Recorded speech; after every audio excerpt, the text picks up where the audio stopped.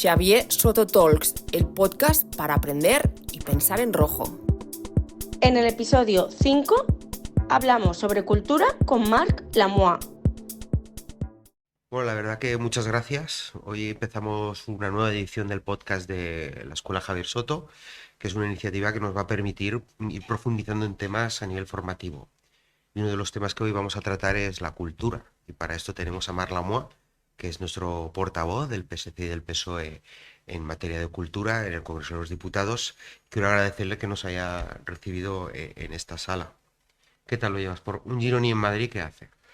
Un Gironi en Madrid, pues intentar trabajar lo máximo que puede los días que está aquí para luego volver, como no, a mi demarcación, a Girona, que es, ¿no?, de donde soy electo. Y yo creo que los diputados que representamos cada una de las provincias tenemos muy claro que tenemos unos días muy intensos de trabajo aquí, pero que tiene que haber también unos días muy intensos de trabajo en nuestra demarcación, que es de donde somos específicamente electos. No, la verdad que este puente de la Constitución quería quedar contigo en Girona y no ha sido posible. He visto una agenda tremenda, pero la verdad quiero felicitarte a pesar de que no me has hecho mucho caso, que me recomendarás un local súper chulo en Girona de Jazz. ¿Vas bastante? Claro, al Sunset, bueno, intento ir. Pasa que a veces es complicado por agenda, pero es un sitio con mucho nombre del que estamos muy contentos. Sigue manteniendo actuaciones en vivo, que cada vez es más difícil, ¿no?, de encontrar en algunas ciudades, y ahí siempre han mantenido el esfuerzo y ha sido siempre pues un local de referencia, sobre todo para el jazz en Girona, y espero que siga siéndolo muchos años. Bueno, tenemos un posgrado de comunicación y en una de las clases hablamos de liderazgo, ¿no? De liderazgo político, y siempre hacemos un símil, ¿no? Que un director de orquesta hay de dos tipos. El de música clásica, que sabe cómo funcionan todos los instrumentos, desde el de viento de arriba, el de cuerda, y es una cosa muy ordenada. Y está en los liderazgos de directores de orquestas de jazz, en el cual dejas improvisar a cada uno su música, pero al final todo tiene una lógica y una creatividad. ¿Por qué liderazgo político te inclinas? Yo me inclino más por el de jazz. Y creo que además es un poco el que hemos seguido siempre en el PSC, ¿no? Y como siempre lo he remarcado, me siento muy orgulloso. Nuestros, digamos, liderazgos municipales tienen siempre una autonomía dentro de los márgenes muy amplios, ¿no?, que dejamos en nuestro partido en cuanto a opinión, en cuanto a acción, pero siempre acaba sonando bien, ¿no? Y yo creo que un poco ahí reside el secreto del PSC, en todas las instituciones donde estamos. El trabajo y el esfuerzo de cada uno, que luego en conjunto, pues oye, en general suena bien. Entonces, Marc Lamoine, ¿cómo entra en esta orquesta al PSC? ¿Cómo inicia su política? Bueno, pues yo imagino que como tantos compañeros y compañeras, yo estaba en la universidad con un grupo de amigos, un amigo con el que hacíamos ya mucho activismo pues, cultural, haciendo la revista de estudios de historia en nuestra facultad, que habíamos trabajado muchas veces juntos, de mi mismo curso, me dijo, oye, pues mira, a lo mejor te interesa, estoy en la Joventut Socialista de Cataluña, ¿por qué no te vienes un día? Hacemos debate político, hacemos pues acciones, y empecé entrando así, ¿no? Como tantos otros, primero con una cierta vinculación a nivel, digamos, cívico, estudiantil, y de esa militancia más externa a lo que era estrictamente el partido, entrar en juventudes, en donde pues ya conocía muchos compañeros de viaje que hasta hoy hemos seguido militando en el Partido Socialista. Y el momento este en que te dicen vas a ser diputado del Congreso, esto, imagino que es de la noche a la mañana. ¿Hubo unas primarias o cómo fue? Sí, ¿Cómo fue? hubo primarias, tuvimos unas votaciones primarias. En aquel momento yo era secretario de organización de mi federación, y la verdad pues que se plantea hacer un relevo, y entre compañeros pues dirimimos en ese momento quién iba a encabezar las listas por la provincia de Girona. Y bueno, pues entre distintos compañeros dijimos, oye, ¿por qué no? Y lo probamos, y aquí sigo. Hay un fenómeno curioso que me lo tienes que explicar. ¿Por qué hay tantos políticos de Girona en primera línea que vienen de la historia, ¿no? Bueno, es curioso. es curioso, sí, es como una larga tradición. Yo creo que además todos Además, llegamos de maneras muy exacto, distintas. que no tenéis nada que ver unos con otros. No, llegamos de maneras distintas, Sí. ¿no? Bueno, yo creo, y aquí también, ¿no? En el Congreso hay mucha gente que viene de historia, que viene de filosofía, que viene de las humanidades en general, ¿no? Yo creo que hay un impulso, diría casi natural, en la gente que le interesan las humanidades, ¿no? En la sociedad, ¿no? Y en el cambio o en la mejora de la sociedad, sea la óptica que sea la que uno tenga más particularmente, y que tarde o temprano te acabas vinculando a ciertos tipos de activismo y muchas veces desemboca, y yo creo, y siempre lo he defendido, ¿no? De una manera natural, el que es inquieto, ¿no? Cívicamente, y que se implica en asociaciones, en el barrio, en la universidad, en la escuela o en el instituto, pues un gran número de esas personas acaban militando en un partido político, porque es como el paso siguiente. Dices, desde la sociedad que quiero cambiar cosas, acabas viendo que en donde también puedes realmente mover esos engranajes que tú quieres que cambien es en la política, tal como tiene que ser en democracia, y acabas de una manera muy natural participando, ¿no? Ya sea primero en partidos juveniles, ¿no? Como las juventudes, o directamente en el PSC, por ejemplo. Yo creo que eso explica, ¿no? Que haya tanta gente de historia, que haya tanta gente, pues eso, filosofía, filologías. Las humanidades en general atraen, más que las ciencias.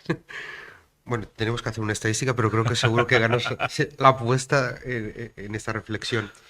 Y bueno, hablabas de una cosa que era la política para transformar la sociedad. De hecho, Javier Soto, que lleva el nombre de esos podcasts, pero también de la escuela del PSC, decía que entramos en política para transformar la sociedad. ¿Sigues creyendo día a día en esta posibilidad, a pesar de la burocracia, ¿no? Que puede ser que nos invada en el día a día de la tramitación de leyes y... Sí que entramos. Yo en otras, digamos, en otras familias políticas no sé si será tan así, pero yo creo que digamos, ¿no? Que esa frase de Soto se mantiene incólume en nosotros. Es cierto que algún día te vas a casa con algún sentimiento un poco descorazonador cuando tú querrías que fuera más rápido, pero al final las democracias tienen que ser garantistas. O sea, cuando hacemos una ley se tiene que hacer con cuidado, no puedes estar corriendo, parcheando a los 2 días porque se ha hecho mal una ley, ¿no? Gustaría muchas veces en administraciones públicas ser mucho más rápido, y ojalá vayamos encontrando mecanismos, porque es cierto que, ¿no? que al ir creciendo nuestra democracia, oye, se ha generado también unos espacios muy grandes de burocratización, pero yo creo que eso no afecta a la voluntad que tenemos, ¿no? Y por eso decía, o cuando siempre digo que prácticamente no conozco a nadie en el PSC que haya militado directamente en el PSC sin venir de una inquietud previa. Sindical o Sindical, cultural. cultural, de asociacionismo, pues de los barrios. Toda la gente que ha acabado militando conmigo en el PSC es gente que ya tenía una inquietud para cambiar el mundo. Entonces eso no lo pierdes porque lo traemos de serie. Entonces lo que vas haciendo es, en todo caso, luchar en contra de cualquier palo que te intenten poner en las ruedas. Y lo hacemos cuando estamos como concejales en los ayuntamientos, lo hacemos cuando estamos en las instituciones supramunicipales. Cada cual le toca lidiar ¿no? con un tipo de problemáticas distintas, pero no, yo creo que al revés, el día que perdamos si quieres decir, fe, ¿no? O la esperanza, la esencia de decir, no, yo vengo aquí a mejorar el mundo, a que cuando, digamos, yo acabe mi camino, esté un poco mejor y que el que llegue detrás mío lo mejore un poco más. Creo que además tenemos, y en eso lo aprendemos también ya en juventudes, ¿no? La certeza de que somos pequeños eslabones de una cadena muy larga, que viene de muy lejos, pero que va a ir mucho más lejos que nosotros.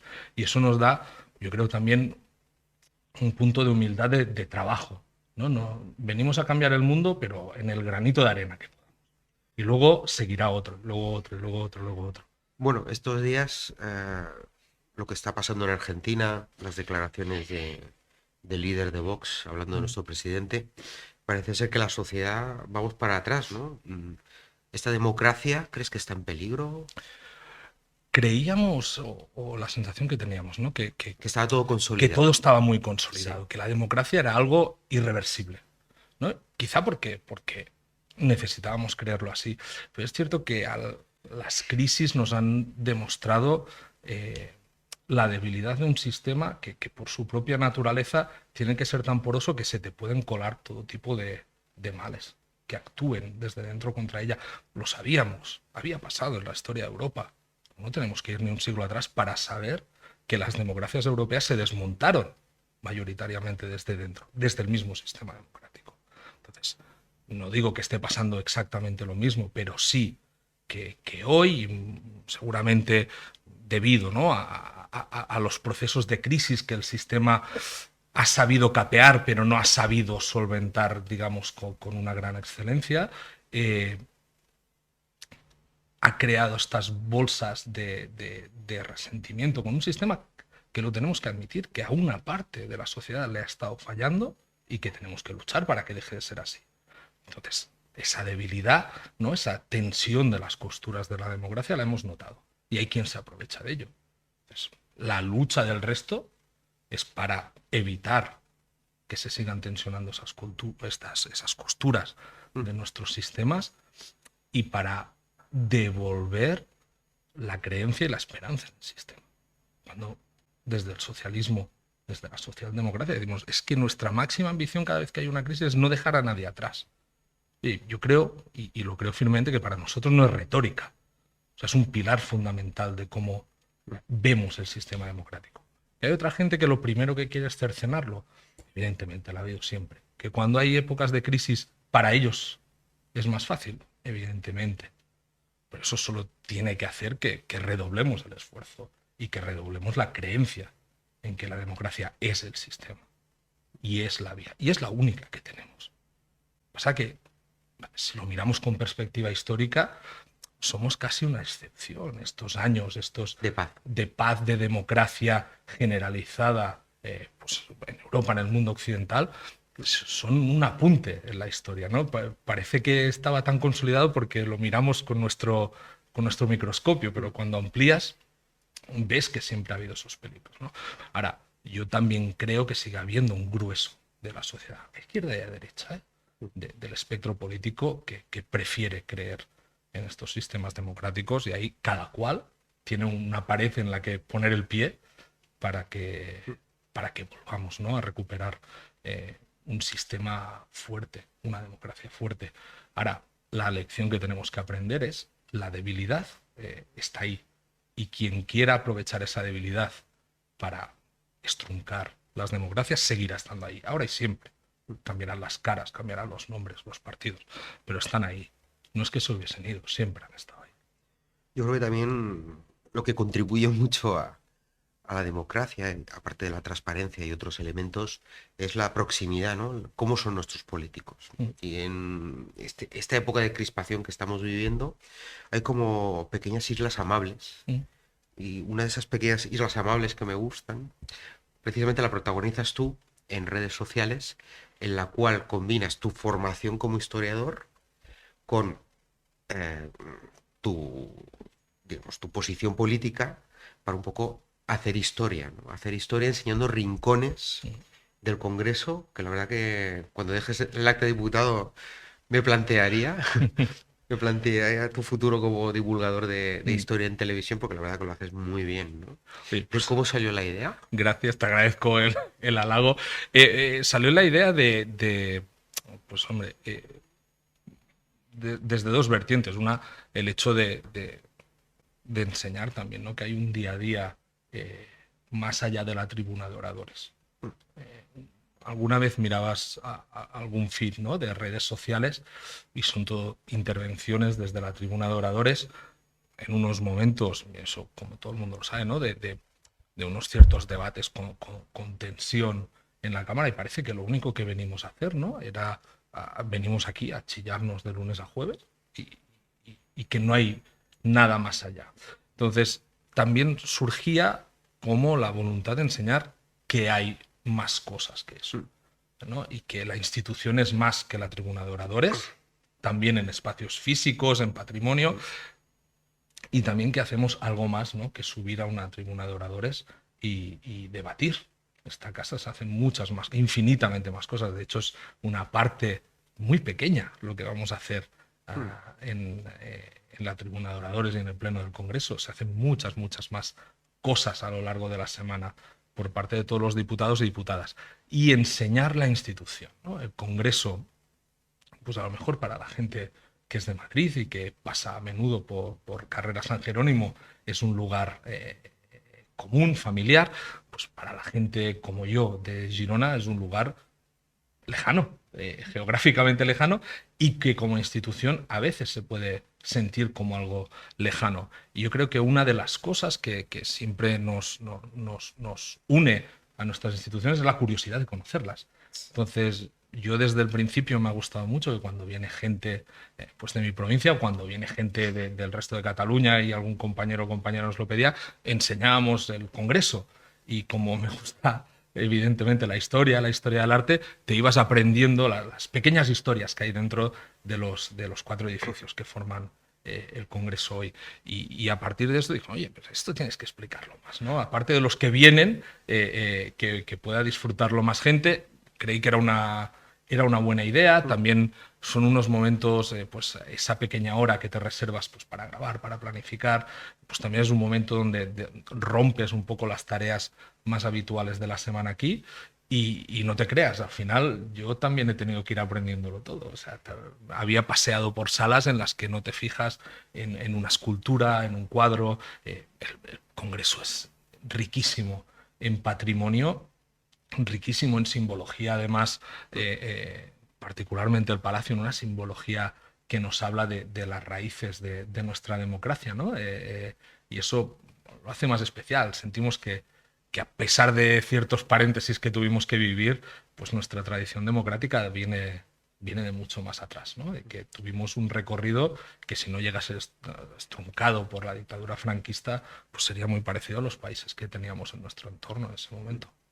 Yo la verdad que cuando hemos entrado en esta sala he dicho, mira, muy socialista, todo muy rojo, pero digo, bueno, seguro que Marc nos puede explicar un poquito más Claro, de esta sala. esta pequeña antesala, además, me gusta mucho porque, como veis, es muy amable para recibir visitas. Es una sala en la que quedas muy bien. Y además porque está decorada por estas sanguinas del gran plafonista Dessert, que las hizo para el banco de exteriores, que era el que estaba en este edificio, que luego compró el Congreso posteriormente, y están hechas específicamente para estas salas. Son cuadros costumbristas, ¿no? Con distintas ciudades de España, y están hechas con este estilo que, a pesar de usar solo un color, están hechas con este estilo goyesco, ¿no? Del siglo de oro. Y la verdad que no era el estilo habitual de Sert, sino que él se adapta, ¿no? Para adaptarse a lo que le pedían a esta casa, y sigue siendo pues un rincón muy especial para reunirse del Congreso. ¿Y tu otro rincón favorito? ¿Cuál sería? Mi otro rincón favorito, mira, te diría que la sala de reloj astronómico. Es un pequeño escritorio. Espera, te lo di en Instagram. Sí, es uno de los escritorios que está al lado de Pasos Perdidos, que no se pasa mucho. Es una sala que queda casi siempre muy sola, muy tranquila, en donde puedes ir a hacer una llamada de teléfono o ir a hablar con algún compañero cuando estás debatiendo enmiendas. Y hay un enorme reloj astronómico que además es factura de Barcelona, tanto la ebenistería como todo el mecanismo del reloj, que mide prácticamente 2,5 metros, casi 3 metros, y es una pasada. Y es un rincón que me gusta estar. Cuando tengo que hacer una llamada y estoy en el hemiciclo, es uno de estos sitios donde te vas, te sientas y queda como un poco apartado. Estás al lado, pero queda apartado. Sí, una gran metáfora, ¿no? El tiempo, la política.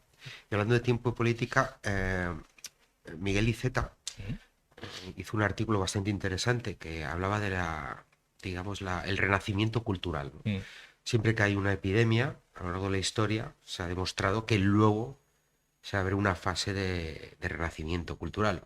Bueno, tú eres historiador, nos podías poner varios ejemplos, pero actualmente, ¿cómo crees que está cristalizando este renacimiento cultural?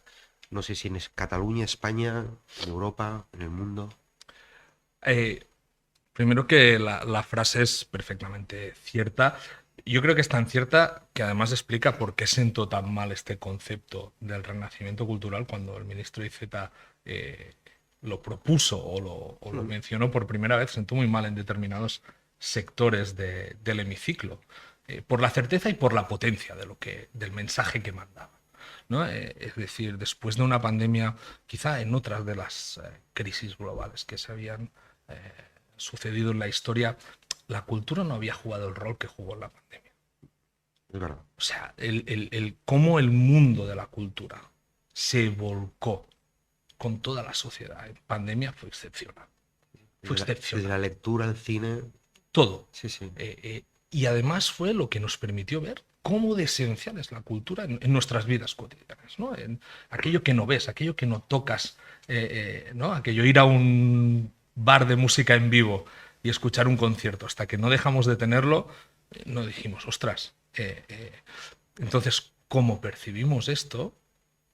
Lo primero que notamos es que al primer momento que pudimos volver a ir a espectáculos, volver a ir a las librerías, volver a ir a las bibliotecas, nos volcamos. Era imposible conseguir entradas para según qué tipos de actuaciones en el teatro. ¿Por qué? Porque la gente tenía ganas de volver a esos sitios. Porque ha sido importante para las sociedades la cultura. Entonces, hubo un renacimiento cultural. ¿Por qué? Porque el acompañamiento que había dado la cultura, yo creo, en la pandemia, fue devuelto por la gente a la cultura, ¿no? Y eso es lo que empuja.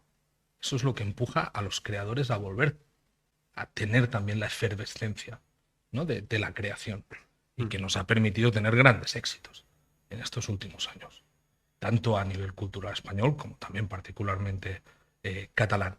Pero creo que además de este acompañamiento social, un elemento capital fue el acompañamiento del Ministerio de Cultura. La apuesta decidida que hizo el Gobierno de España y que evidentemente en Cultura encabezó el ministro Iceta, en donde se multiplicó el presupuesto de cultura. Nunca habíamos tenido un presupuesto millonario como el que tuvimos. Nunca tuvimos iniciativas como el bono cultural, la creación de un nuevo derecho. Que la pretensión que tenemos desde el Partido Socialista es que quede implantado, que hace dos funciones esenciales, que es crear nuevos públicos, abrir un abanico cultural a nuestros jóvenes como no existía hasta ahora, y a la vez inyectar también potencia económica a nuestros sectores culturales, y además con el aprendizaje de otros bonos culturales de otros países que nos habían precedido por poco tiempo, pero pudimos maniobrar para modular la forma de nuestro bono cultural y que fuera infinitamente más efectivo. Y se ha demostrado que lo ha sido en la porosidad hacia todas las industrias culturales. Yo creo que sin ese impulso, evidentemente económico, de apoyo, como siempre había sido, pero también económico, es lo que también ha permitido pues eso, generar espacios también más de seguridad profesional para nuestros profesionales de la cultura. Es decir, algo que nos enseñó la pandemia es que teníamos multitud de profesionales de la cultura que, de caras a otras instituciones del Estado, como podía ser Hacienda, como podía ser Trabajo, no eran estrictamente profesionales de la cultura, porque tenían que dedicar parte de su tiempo a otras cosas. Ese es el camino que tenemos que... Digamos que el renacimiento cultural sería la cara, pero después de la pandemia también ha pasado otra cosa, que sería la cruz, algo que pensábamos que estaba desterrado en este país, y es la censura, ¿no?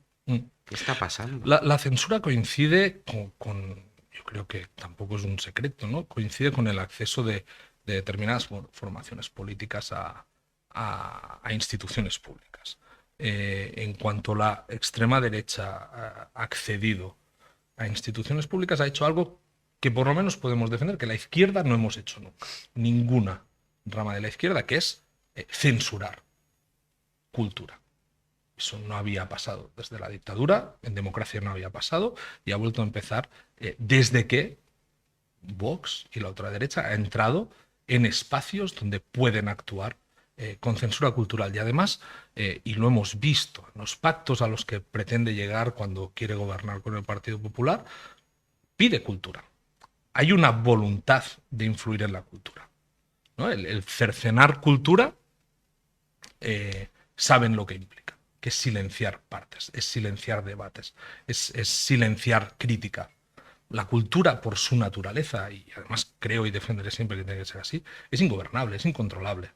La cultura es un espacio de crítica, un espacio de señalar aquello que no funciona muchas veces en una sociedad, de ponernos ante un espejo que a veces no nos gusta, a veces sí, a veces no. Y yo creo que desde la izquierda siempre hemos evidentemente tolerado y aprendido de esa crítica que viene en la cultura, y en cambio la ultraderecha no está dispuesta a eso. Está dispuesta a dar una batalla cultural, una guerra cultural, para cercenar todo aquello que no entra dentro de su cauce, que además es muy estrecho, ¿no? De creencias y de cómo debería ser España. Aquello tan de Cerolo. En nuestra España caben ellos, porque cabe todo el mundo, y en su España chiquitita no cabemos la mayoría de nosotros. Pues en cultura pasa exactamente lo mismo. Hablabas antes de lo que había dado la cultura, ¿no? Durante la pandemia, que se habían evidenciado los grandes profesionales y creadores que tenemos dispuestos a darlo todo. Yo creo que hay el elemento básico de la cultura, y para que tenga una, digamos, sea más creativos y pueda ser más rica la creación cultural, es el tema de la estabilidad, ¿no? Es un sector muy inestable. Yo sé que tú has estado trabajando en el Estatuto del Artista. ¿Nos podrías hacer un pequeño resumen de lo que significa el Estatuto del Artista? Claro, el Estatuto del Artista fue, pues eso, un conjunto de 75 medidas, 76 medidas, que venían a actuar en todas esas problemáticas que se había detectado desde los sectores y que nos trasladaron al Congreso durante los últimos años. Lo que pretende es exactamente lo que tú decías, es decir, toda esa precariedad acumulada en nuestro tejido cultural, que tiene, digamos, unos nombres y apellidos muy concretos. Es decir, uno de los grandes hechos que dejamos ya encarados en la última legislatura era la lucha contra la intermitencia de los sectores culturales.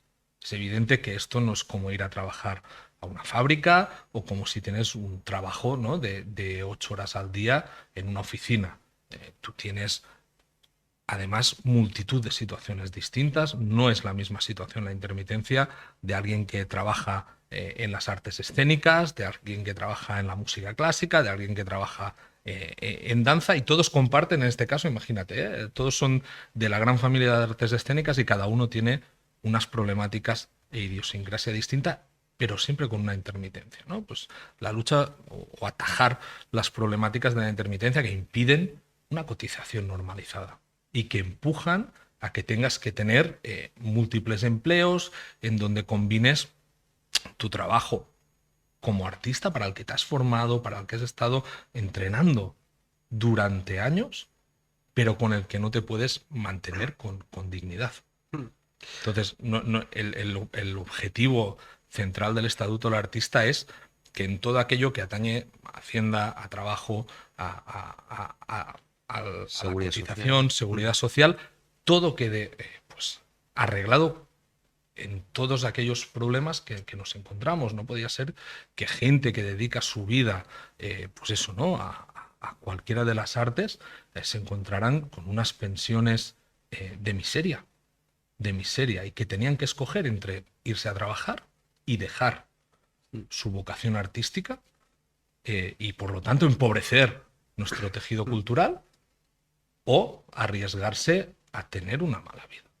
Entonces, esa disyuntiva es la que pretendemos eliminar, y la que pretende eliminar básicamente, ¿no? Muy grosso modo, el Estatuto del Artista. Muy bien. Como tú sabes, bueno, creo que también estás en la Comisión de la Unión Europea. Sí. Formas parte de ella. Pues bueno, este semestre ha sido muy activo en España, ya que hemos tenido la presidencia de la Unión Europea, y bueno, también hemos hablado de cultura en esta presidencia. Hemos liderado muchos temas como Estado español, conjunto con las comunidades autónomas que también tienen competencia en cultura. Y hablabas antes de familias, Y una de las familias que creo que es gran desconocida, pero que somos una potencia, al menos la impresión que yo tengo, es la creatividad de los videojuegos, ¿no? Y yo pienso que Cataluña, donde tú eres diputado, pues tiene un papel muy esencial. Mm.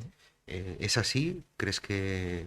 Es así, yo creo que España ya es un actor de primer orden en el mundo del videojuego en Europa y en el mundo occidental.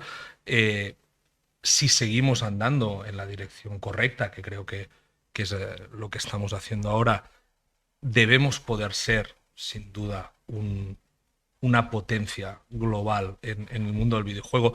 Tenemos uno de los mayores epicentros del videojuego en Europa, en Barcelona, ¿no? La potencia que puede tener Barcelona en los próximos años, si trabajamos todas las instituciones públicas bien, yo creo que sin duda puede ser capital, puede ser un polo de atracción.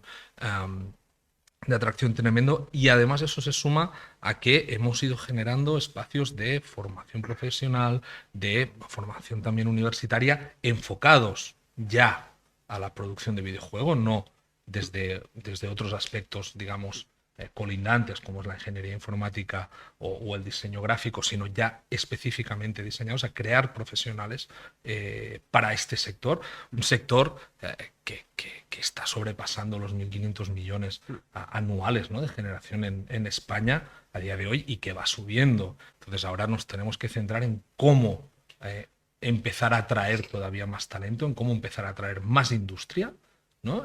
Tenemos ya algunas majors que están muy bien implantadas en España, pero tenemos que crear más atracción, generar, que yo creo que es una parte que todavía tenemos como reto, toda una clase media, ¿no?, de estudios de videojuego que tengan o que den más consistencia a nuestro tejido de la industria del videojuego. El hub audiovisual y del videojuego va en esa dirección, va en la dirección de decir al mundo, estamos apostando por esta industria, y yo creo que en los próximos años España y Cataluña, yo espero que Barcelona, como gran epicentro que organice las otras ciudades de Cataluña, seamos un punto central de la industria del videojuego en Europa.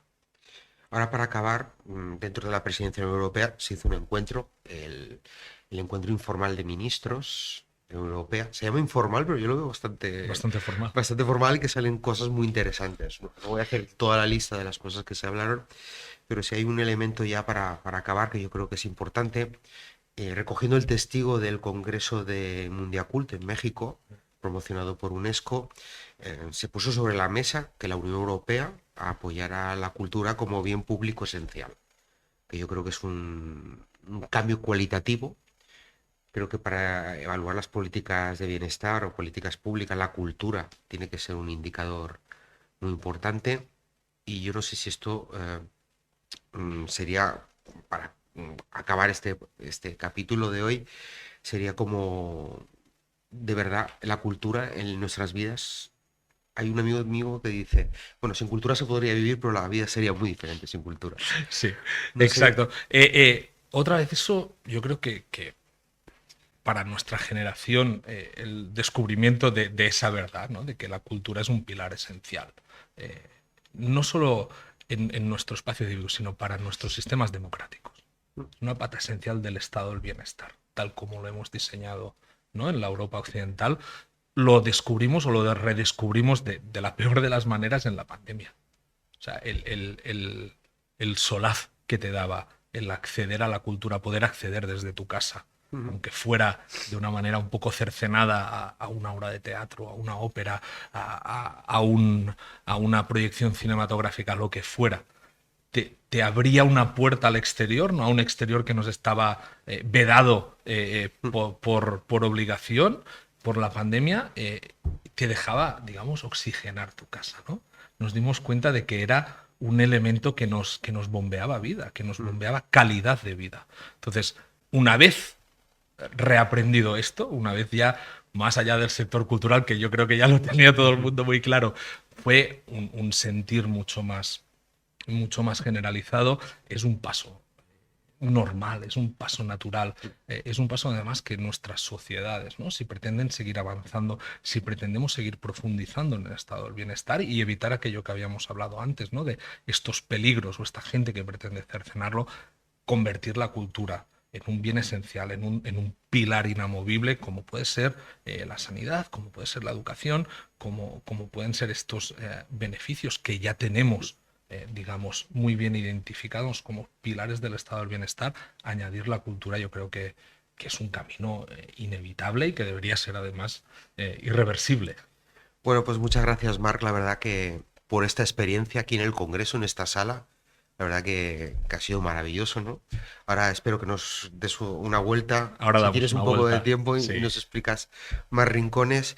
Y bueno, recordar a todos que podéis suscribiros al canal de la Escuela Javier Soto y esperemos que sigamos juntos en todos los temas que vamos a ir tratando, que creo que son, aparte de formativos, muy interesantes y la cultura es uno importante, pero podréis encontrar en nuestro canal temas pues que van desde la eutanasia, la sanidad, la formación, la educación, las pensiones, y os animamos a que os suscribáis y nos deis vuestra opinión sobre los temas que vamos tratando o propongáis nuevos. Estamos abiertos. Muchas gracias. Si quieres seguir este nuevo podcast de la Escuela Xavier Soto, puedes seguirnos en Instagram, YouTube, Spotify, eBooks y Apple Podcasts.